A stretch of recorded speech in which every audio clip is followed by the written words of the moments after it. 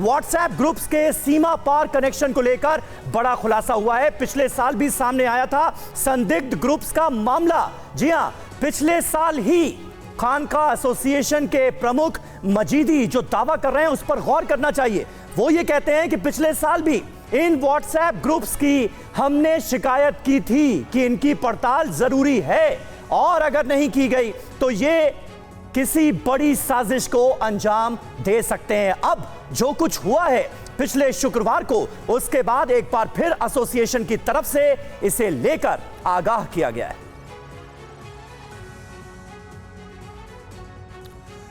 तो सीमा पार से इस तरह की साजिशें नई नहीं हैं, पहले भी इस तरह के षड्यंत्र किए जाते रहे हैं।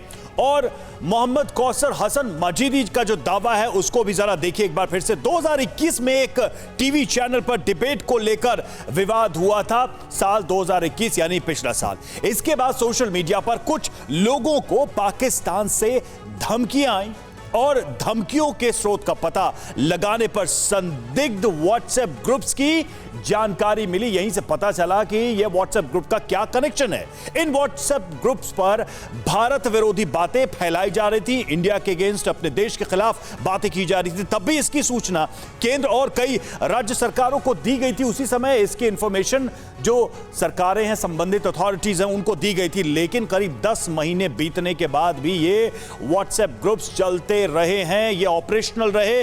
भारत के किसी भी मुस्लिम धर्मगुरु या मुस्लिम संगठन ने 10 जून का बंद नहीं बुलाया था। ये बड़ी बात, उसमें बड़ा दावा है ये। और ऐसे में प्रदर्शन की आड़ में हुई हिंसा के पीछे कहीं ना कहीं सीमा पार बैठे लोगों का, आतंकियों का हाथ है, यानी कि पाकिस्तान में बैठे लोगों का। व्हाट्सएप ग्रुप में शामिल भारतीय नंबरों की जांच की जानी चाहिए। जो लोग भारत में बैठकर उस ग्रुप में मेंबर हैं और इस तरह की बातचीत में वो शामिल हो रहे हैं, उसकी भी जांच होनी चाहिए। शुक्ला सर, एक बहुत ही इंपॉर्टेंट चीज जो इसमें नजर आ रही है, क्या इसको आप पॉजिटिव साइन के तौर पर देखते हैं कि भारत में बैठे लोग, आम लोग, खासकर जो मुस्लिम तबके के लोग हैं, वो सामने आ रहे हैं एविडेंसेस के साथ, वो क्लेम कर रहे हैं और वो बता रहे हैं इनके पते ठिकाने? देखिए, मैं ये कहना चाहता हूँ कि एक ये नई स्ट्रेटेजी है पाकिस्तान की। 8 साल हो गए इस प्रेजेंट गवर्नमेंट को, अभी तक कहीं बम ब्लास्ट हुआ, कोई मेजर अटैक हुए नहीं हुए।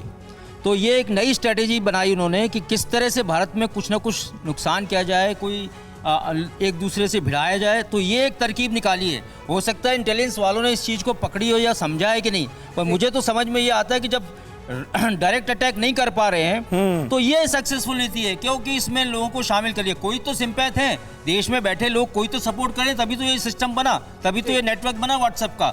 और जहाँ तक ये सूफी ऑर्गेनाइजेशन का सवाल है, वो तो टीवी पे कई दिन से कह रहा है कि भाई ये इन्वॉल्व हो बाहर के लोग, कुछ हमारे भी बंदे उसमें शामिल है। ऐसा नहीं कि मतलब 100% बाहर से हुआ है। तो ये तो गवर्नमेंट 10 महीने पहले भी उन्होंने लेटर लिखकर आगाह किया था कि ऐसा हो सकता है। ये आदमी बिल्कुल सही कह रहा था, इन्होंने ये कहा है और कई बार टीवी पे कहा है।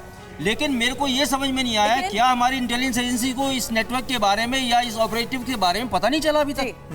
अड़ी सोमवार से शुक्रवार शाम 6 बजे सिर्फ TV9 भारतवर्ष पर।